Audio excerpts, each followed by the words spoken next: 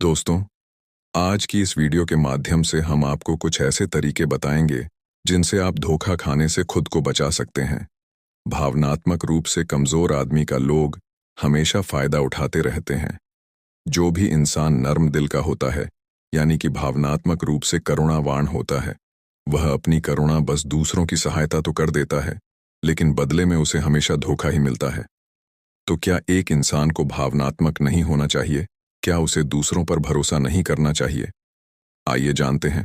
इस कहानी के माध्यम से एक बार एक युवक जंगल के वृक्ष पर मुक्के मार रहा था। वह बहुत जोर जोर से मुक्के मार रहा था। वह अपने मन का गुस्सा निकालने की कोशिश कर रहा था। शायद उसको किसी ने धोखा दिया था, या फिर उसके साथ बहुत बुरा हुआ था, जिससे वह बहुत ज्यादा परेशान था। उसे कहीं भी शांति नहीं मिल रही थी। वह लगातार उस वृक्ष पर मुक्का मार रहा था, जिससे उसकी उंगलियां लहूलुहान हो चुकी थीं। उसी जंगल में एक शीतल पानी का झरना था। वहां पर एक बौद्ध भिक्षु रोज संध्या के समय स्नान करने आया करते थे। यह उनका नित्य का नियम था। आज जब वह उस रास्ते से स्नान करने के लिए उस जंगल में आए, तो उन्होंने देखा कि एक युवक जोर जोर से चीख रहा था और रो रहा था और लगातार उस वृक्ष पर मुक्के मारे जा रहा था। उस युवक के आसपास कोई भी मौजूद नहीं था। इससे उस भिक्षु को उस युवक की चिंता होने लगी।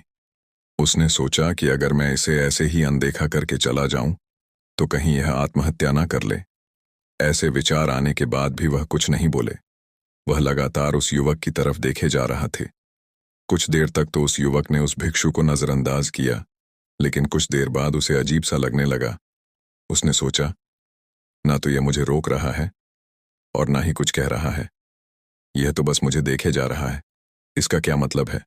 बहुत अजीब आदमी है। ऐसे ही विचार उस युवक के मन में उठने लगे। जब कुछ देर बाद भी वह भिक्षु कुछ नहीं बोला, तो युवक ने अचानक से उस भिक्षु से पूछा कि महाशय, आप अपने रास्ते क्यों नहीं चले जाते? आपको क्या मतलब? आप यहां रुककर मुझे देख क्यों रहे हैं?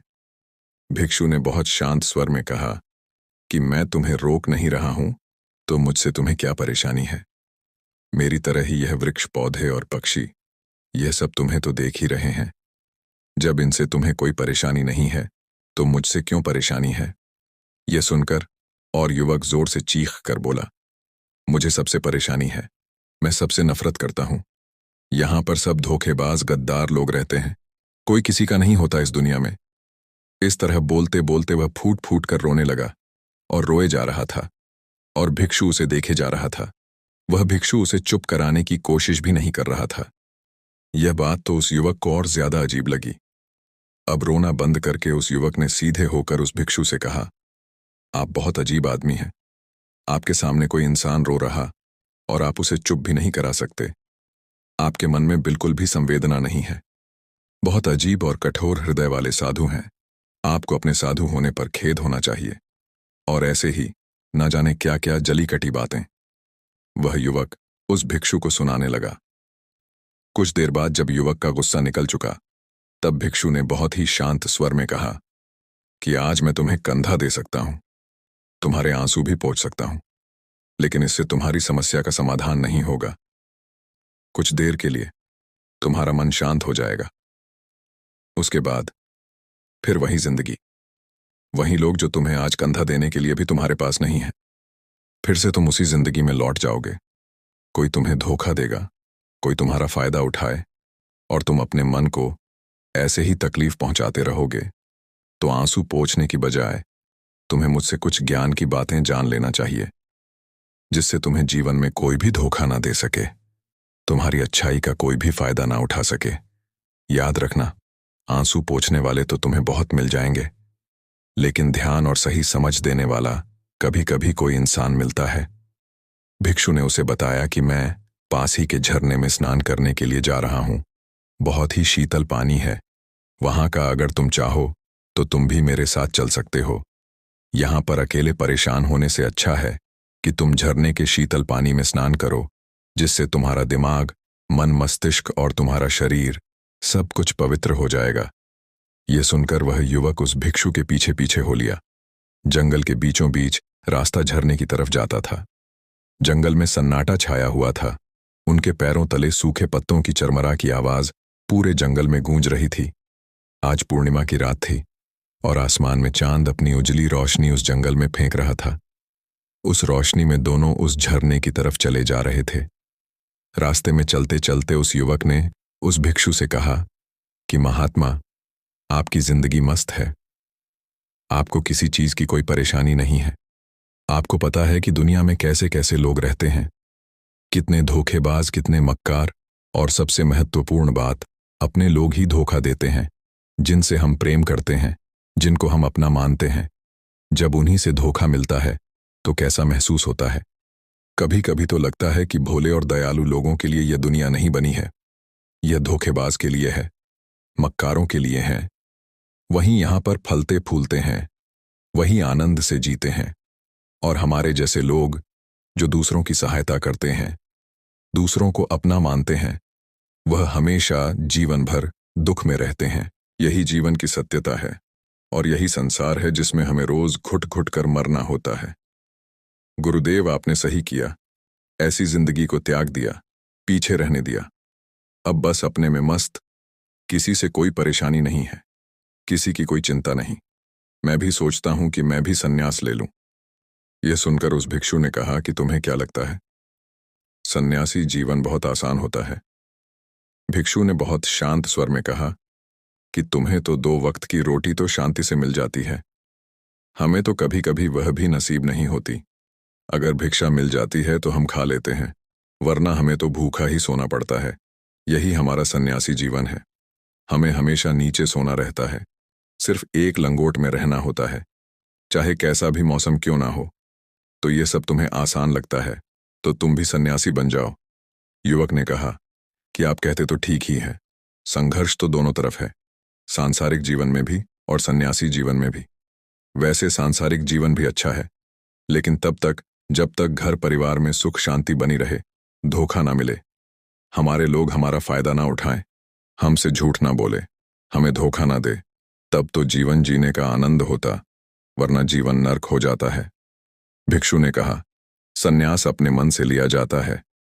जब हमारा मन कहता है कि हमें सन्यास के मार्ग पर सफलता हासिल करनी है, आगे जाना है, तो ही सन्यासी जीवन सफल हो पाता है। लेकिन तुम अपने घर से परेशान होकर, दूसरे लोगों से परेशान होकर सन्यासी बनना चाहते हो, तो तुम्हारा सन्यासी जीवन भी कभी सफल नहीं होगा। इससे अच्छा तो तुम सांसारिक जीवन में अगर कुछ तरीके, कुछ नियम अपना लो, तो दूसरे लोग तुम्हें धोखा नहीं दे पाएंगे।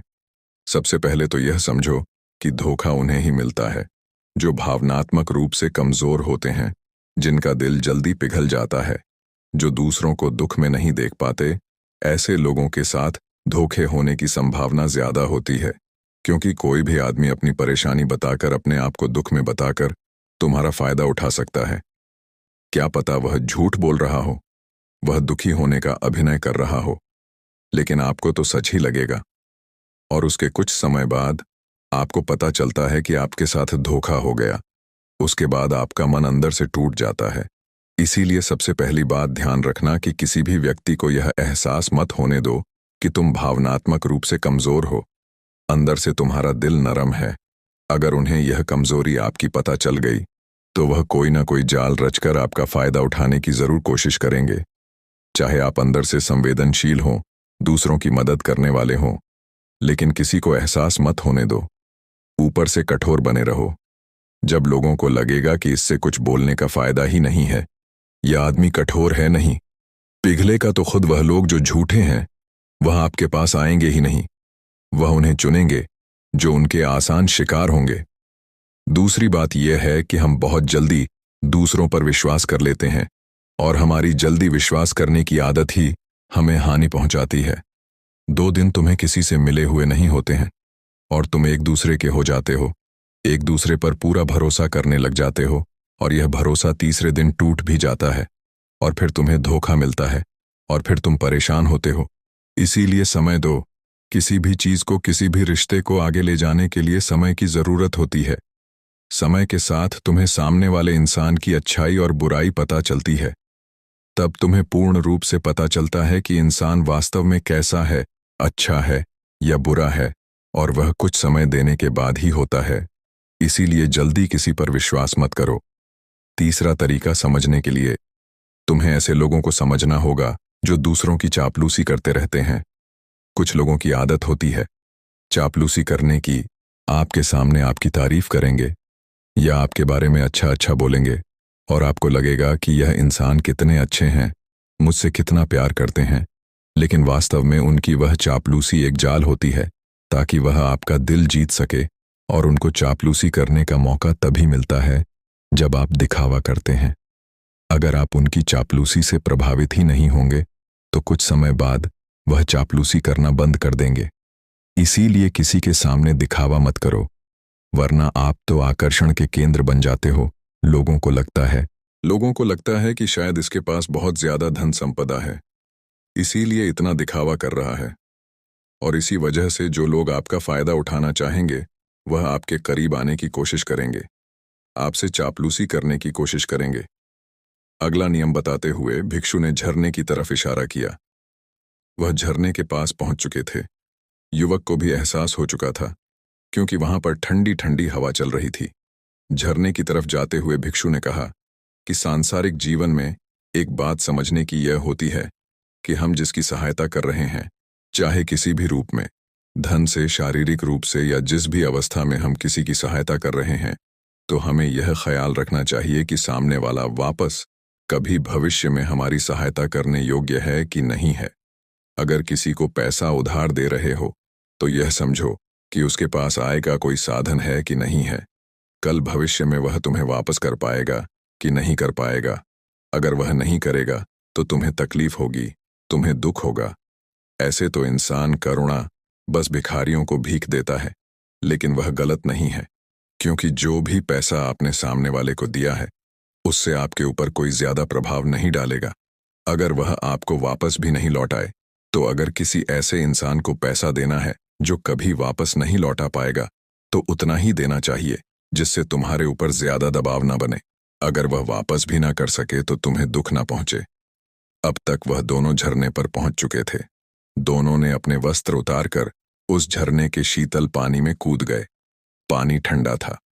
उन दोनों की सारी थकान और उदासी पल भर में ही दूर हो गई। स्नान कर लेने के बाद दोनों उस झरने के सामने एक वृक्ष के नीचे बैठकर बातें करने लगे। भिक्षु ने उसे आगे समझाते हुए कहा कि शुरुआत में लोगों को नजरअंदाज करना सीखो। जब तुम किसी को शुरुआत में नजरअंदाज करते हो तो जो भी लोग किसी लालच की वजह से तुम्हारे पास चिपक रहे थे उनकी छटनी हो जाएगी। जब तुम उनको नजरअंदाज करोगे तब एक दो बार लोग तुम्हारे पास आने की कोशिश करेंगे, उसके बाद वह तुमसे दूरियां बना लेंगे। और जो आदमी तुम्हारी इंसानियत, तुम्हारी अच्छाई देखकर तुम्हारे पास आएगा, वह नजरअंदाज करने के बावजूद भी तुम्हारे करीब ही बना रहेगा। और यही तो एक सच्चे इंसान की पहचान होती है। जो हमारे अपने होते हैं उनसे हम तकरार भी कर लेते हैं, लड़ भी लेते हैं, उसके बावजूद भी वह हमारी बातों का बुरा नहीं मानते हैं। चाहे कुछ ही समय के लिए वह हमसे नाराज रहे, लेकिन कुछ समय बाद फिर से हम एक हो जाते हैं। और यही तो घर परिवार का मतलब होता है, यही तो अपनों का मतलब होता है। इसीलिए शुरुआत में अनजान लोगों को नजरअंदाज करना सीखो, इग्नोर करना सीखो, ताकि धोखेबाज मक्कार लोग तुम्हारे करीब ही ना आ पाए। अपने इस वार्तालाप को खत्म करते हुए भिक्षु ने अपनी आखिरी और पांचवी बात बताते हुए कहा कि यह आखिरी सीख सबसे ज्यादा महत्वपूर्ण है। सब कुछ होने बाद भी तुम्हें धोखे मिल सकते हैं, लेकिन तुम अगर अपने आंख और कान और अपना दिमाग खोलकर रखते हो, अगर तुम होश में रहोगे, ध्यान करोगे, तो तुम्हें इंसान की आंखें देखते ही समझ में आ जाएगा कि उसे तुमसे क्या चाहिए। तुम उसकी इच्छा और उसका स्वभाव उसकी आंखों में ही देख सकते हो। लोगों की आंखों में, उनकी वाणी में, उनके स्वभाव में उनका सब कुछ दिखाई देता है। बस हम ही अपनी आंखें बंद करके रहते हैं। दूसरे लोगों से जानो, उसके रिश्तेदारों से जानो, उसके परिवार वालों से जानो कि वह इंसान कैसा है, दूसरों के साथ उसका व्यवहार कैसा है, उसकी जांच करो, तब किसी पर विश्वास करो। ऐसे ही किसी पर विश्वास मत कर लेना। अगर तुम किसी के साथ लंबे समय तक भरोसा करना चाहते हो, किसी के साथ कोई संबंध बनाना चाहते हो और कोई दोस्ती करना चाहते हो या किसी की मदद करना चाहते हो, तो इन सभी परिस्थितियों के बारे में तुम्हें जरूर पता होना चाहिए कि दूसरे लोग उस इंसान के बारे में क्या सोच रखते हैं। इसके बाद तुम जीवन में कभी भी धोखा नहीं खाओगे और तुम्हें कभी भी धोखे की वजह से पछताना नहीं होगा। इसी तरह की बातें करते हुए भिक्षु और वह युवक दोनों जंगल से बाहर आ गए और अपने अपने घर को चले गए।